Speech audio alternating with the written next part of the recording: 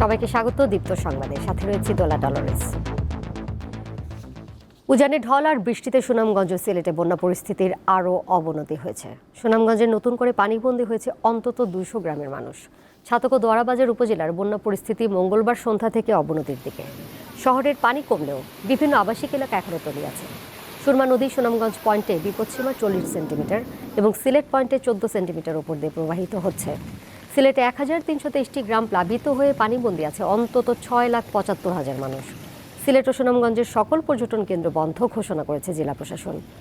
টানা বৃষ্টি উজান থেকে নেমে আসা ঢলে কুড়িগ্রামে ব্রহ্মপুত্র, ধরলা, দুধকুমার ও তিস্তার পানি বৃদ্ধি অব্যাহত রয়েছে, ফলে বন্যার আশঙ্কা করছেন স্থানীয়রা।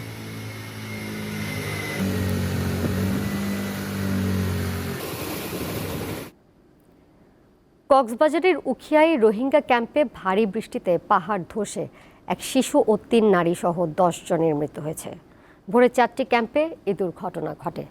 মাঝরাত থেকে অতি বর্ষণের কারণে উখিয়ার 9 নম্বর রোহিঙ্গা শিবিরে 3 জন, 10 নম্বর রোহিঙ্গা শিবিরে 4 জন, 8 ইস্ট রোহিঙ্গা শিবিরে 1 জন এবং 14 নম্বর রোহিঙ্গা শিবিরে 1 জন মারা গেছেন। নিহতদের মরদেহ উদ্ধার করে ময়নাতদন্তের জন্য কক্সবাজার জেলা সদর হাসপাতাল মর্গে পাঠানো হয়েছে। পাহাড় ও ঢালু এলাকার আশপাশের ঝুঁকিপূর্ণ এলাকায় বসবাসকারীদের নিরাপদ স্থানে সরিয়ে নেওয়া হচ্ছে।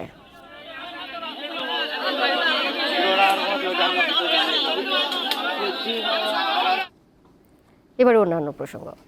ঈদের ছুটি শেষে খুলেছে অফিস। একই সঙ্গে আজ থেকে সময়সূচিতেও আনা হয়েছে পরিবর্তন। অফিসের সময় সকাল 9টা থেকে বিকেল 5টা পর্যন্ত। পরিবর্তন এসেছে ব্যাংকের লেনদেনের সময়ও।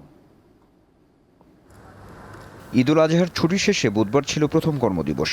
সরকারি বেসরকারি স্বায়ত্তশাসিত বিভিন্ন প্রতিষ্ঠানের পাশাপাশি ছুটি শেষে সচিবালয়ে যথাসময়ে আসেন কর্মকর্তা কর্মচারীরা। সকালে সহকর্মীদের সঙ্গে ঈদের শুভেচ্ছা ও কুশল বিনিময় করেন সবাই। ঈদের আমেজের সঙ্গে ছিল নতুন সময়সূচির অফিস। কলিগদের সাথে ঈদ মোবারক করলাম, কলাবলি করলাম, খুব ভালোই কাটলো ইনশাআল্লাহ। অফিস খোলার প্রথম দিন 9টা থেকে 5টা পর্যন্ত অফিস। বুধবার অফিস করেন সড়ক পরিবহন ও সেতুমন্ত্রী ওবায়দুল কাদের। ঈদে সড়ক দুর্ঘটনা বৃদ্ধি ও রোধ নিয়ে কথা বলেন তিনি।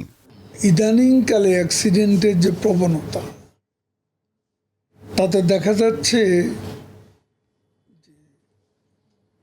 মোটর সাইকেলে অ্যাক্সিডেন্টটা বেশি হচ্ছে এবং ইজি বাইকগুলো 3 চাকার, এগুলো অ্যাক্সিডেন্টের মূল কারণ। ঈদ শেষে প্রথম কর্মদিবসে সড়ক ব্যাংক পাড়াও, তবে গ্রাহক উপস্থিতি ছিল তুলনামূলক কম। আজকে থেকে আবার সাপেক্ষ যে সময়সূচি ছিল বা নতুন করে যেটা বলা হচ্ছে যে 10টা থেকে 4টা পর্যন্ত লেনদেন এবং 6টা পর্যন্ত ব্যাংকিং কার্যক্রম। জ্বালানি সংকটের মধ্যে বিদ্যুৎ সাশ্রয় করতে 2022 সালের 24 আগস্ট থেকে কর্মঘণ্টা কমিয়ে অফিস ও ব্যাংকের সময়সূচি বদলে দেয় সরকার। আনোয়ার হোসেন, দীপ্ত সংবাদ, ঢাকা। দেশের বাইরের খবর। 2 দশকেরও বেশি সময় পর উত্তর কোরিয়ায় গেছেন রাশিয়ার প্রেসিডেন্ট ভ্লাদিমির পুতিন। বুধবার প্রেসিডেন্ট ভ্লাদিমির পুতিন ও উত্তর কোরীয় নেতা কিম জং উন পিয়ংইয়ংয়ে বৈঠক করেন। বৈঠকে 2 দেশের উপর আরোপিত নিষেধাজ্ঞা বাতিল ও পারস্পরিক সামরিক সম্পর্ক বাড়ানোর উপায় নিয়ে আলোচনা করেন। রাষ্ট্রীয় মিডিয়া জানায়, পুতিনের এই সফরকালে 2 দেশের মধ্যে একটি কৌশলগত অংশীদারিত্ব চুক্তি স্বাক্ষর হতে পারে। এর আগে কিম বিমানবন্দরে পুতিনকে অভ্যর্থনা জানান। এই সময় 2 নেতা লাল গালিচায় পরস্পরকে আলিঙ্গন করেন। 2000 সালের পর উত্তর কোরিয়ায় পুতিনের এটি প্রথম সফর।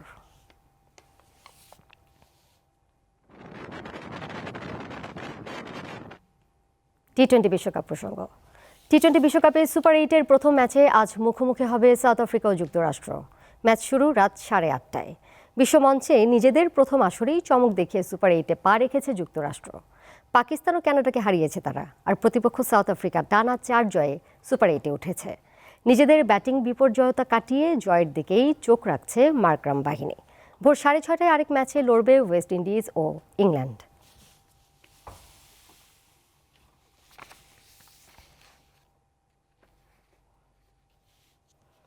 এই ছিল এখনকার মতো। পরের সংবাদ রাত 11টায় দেখার আমন্ত্রণ রইল। এছাড়া আরও তথ্য এবং বিনোদনের নানা খবরাখবর জানতে যুক্ত থাকুন দীপ্তর ডিজিটাল প্ল্যাটফর্মগুলোতে। সবাইকে ধন্যবাদ।